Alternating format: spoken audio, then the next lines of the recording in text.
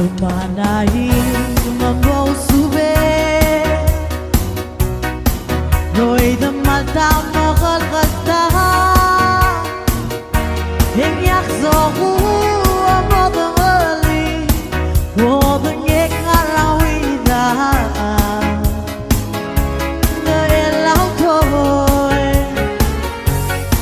Memargabien iyalah Mabuhay mo ara Hintararang ko Hengyak soku amadangali Hodangek arawina Pailang toy Mamargabiyek bebesa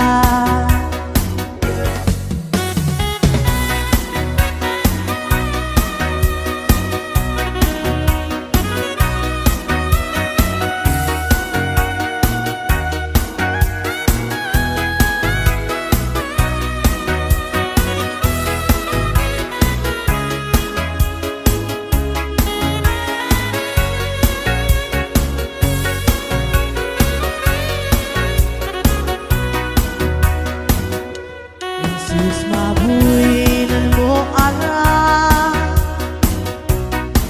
Hintararang ko Hengyak soku amadangali Hodangek arawina Hinda ilaw toy Mamargabiyek bebesa Tebe la sakura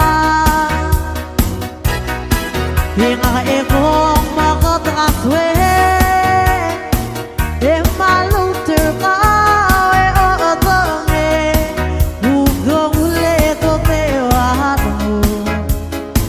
Hinda ilaw toy Mamargabiyem iyalah Tebe la sakura Hinga ekong makatraswe E maluter ka e otonge Ugong uleto te wano Pailaw toy Mamargabiyek iyalah Pailaw toy